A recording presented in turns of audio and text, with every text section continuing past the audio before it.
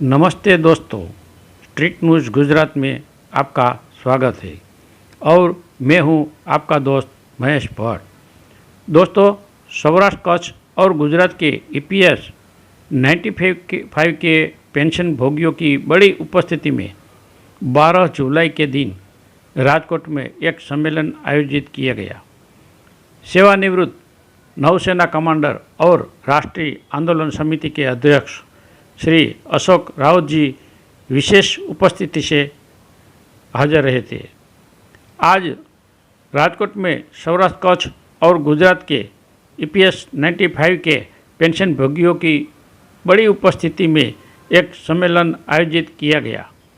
इस सम्मेलन में सौराष्ट्र के 12 जिलों के अलावा कच्छ, साबरकांठा, મહેસાણા, બનાસકાંઠા, अहमदाबाद, सूरत, पंचमहाल, दाहोद आदि सरकारी डेयरी, सहकारी बैंक, एसटी संघ के कई प्रतिनिधि उपस्थित रहे थे। इस सम्मेलन में महाराष्ट्र राज्य के बुलढाणा जिले से सेवानिवृत्त नौसेना कमांडर और राष्ट्रीय आंदोलन समिति के अध्यक्ष अशोक रावत जी विशेष रूप से उपस्थित रहे थे और उन्होंने पेंशन मुद्दों के संबंध में भारत सरकार के मार्गदर्शन और दृष्टिकोण पर विस्तृत जानकारी दी और कहा कि ईपीएस योजना लागू की गई है। भारत सरकार के श्रम मंत्रालय द्वारा कर्मचारी भविष्य निधि के तहत यह योजना 16 नवंबर 1995 से लागू हो गई है। फिर कर्मचारी से सेवानिवृत्त होने के बाद कर्मचारी के हिस्से की पीएफ राशि पूरी और पेंशन फंड में जमा की जाने वाली राशि अलग अलग अवधि में कर्मचारी के जीवित रहने तक मालिक का योगदान तय होता है।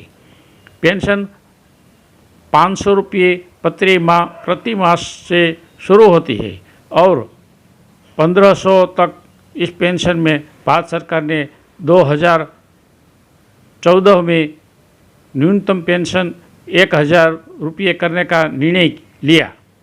मौजूदा समय में देश के 70 लाख से ज़्यादा पेंशन भोगियों को 1000 रुपये तक मिल रहे हैं।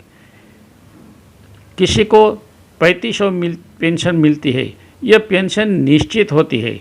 पेंशन भोगी को यह जीवन भर मिलती है। जब वह जीवित न हो तो 50% उसकी पत्नी को मिलती है। पेंशन निधि की राशि भविष्य निधि में तब जमा की जाती है जब वह जीवित नहीं होता। तब यह पेंशन राशि परिवार के 2 लोगों की ज़रूरतों को भी पूरा नहीं करती है। वर्तमान मोंघवारी में यह वरिष्ठ नागरिक सम्मानजनक जीवन जीने के बजाय अंतिम दिनों में दर्द, चिंता और तनाव के साथ जीवन जी रहा है और दिन बीतते जा रहे हैं। ऐसे में अशोक रावत जी और उनकी टीम ने सामाजिक क्रांति के तहत देश के 70 लाख पेंशन भोगियों को संगठित किया है और इस मुद्दे पर 2 बार भारत सरकार और विभिन्न मंत्रालयों, संसद सदस्यों और विशेष रूप से माननीय प्रधानमंत्री के साथ चर्चा भी की है। माननीय श्री नरेंद्र मोदी जी को इस संबंध में भगत सिंह कोश्यारी कमेटी ने पिछले दिनों श्रम और वित्त मंत्रालय को अपनी रिपोर्ट भी दी है। इस संबंध में प्रमुख मांग निम्नलिखित है। मासिक न्यूनतम पेंशन 7500 रुपये, इसके ऊपर डीए, चिकित्सा भत्ता एवं सुविधा।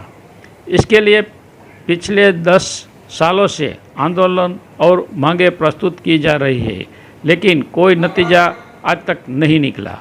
हकीकत यह है कि भारत में लाखों पेंशन भोगियों में से 300 से 400 पेंशन भोगियों हर दिन पेंशन की आस में मर जाते हैं और इसमें वृद्धि हो रही है। यह दुखद बाबत है। फिर भी आज तक पेंशन भोगियों को कोई नहीं सुनता। इस बात के बाद श्री अशोक रावत जी ने उपस्थित पेंशन भोगियों को कई अधिक जानकारी दी। अस्तु। हम देखते हैं कि मीडिया में, यूट्यूब में EPFO पेंशनर है, काफ़ी समय तक लड़ाई करते हैं, काफ़ी आंदोलन चल रहा है, लेकिन कोई रिजल्ट नहीं है। तो इसके बारे में आप क्या कहते हैं? देखिए, हमारा आंदोलन पूरे भारत में चल रहा है। 27 राज्यों में संगठनाएं, राष्ट्रीय संघर्ष समिति या नेशनल एजुटेशन कमेटी, EPFO का अत्याचार बहुत हो चुका है। 75 लाख रिटायर्ड लोगों ने ज़िंदगी भर पैसे भरे हैं।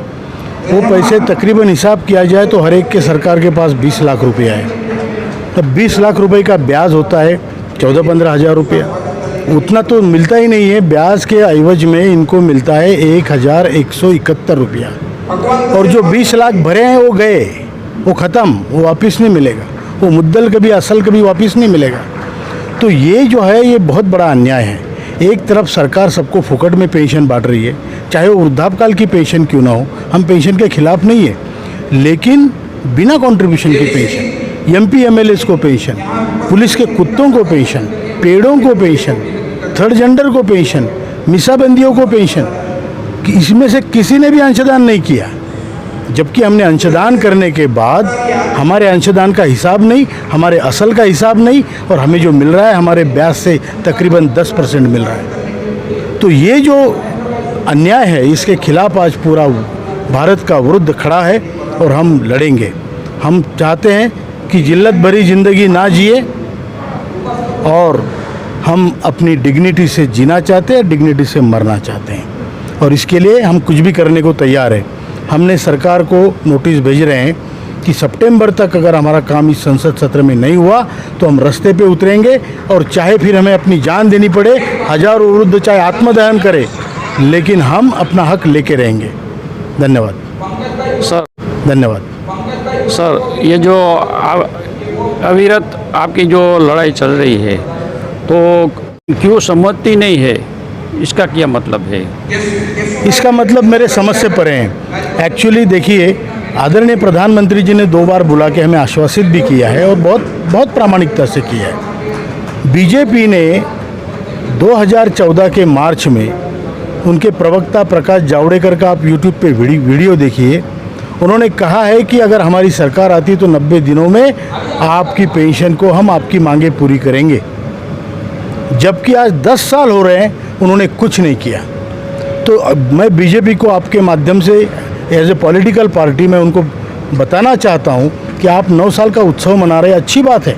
आपने जो अच्छी चीज़ें की हैं, हम उसके खिलाफ नहीं है। देश के लिए अच्छा है, हमारे लिए अच्छा है।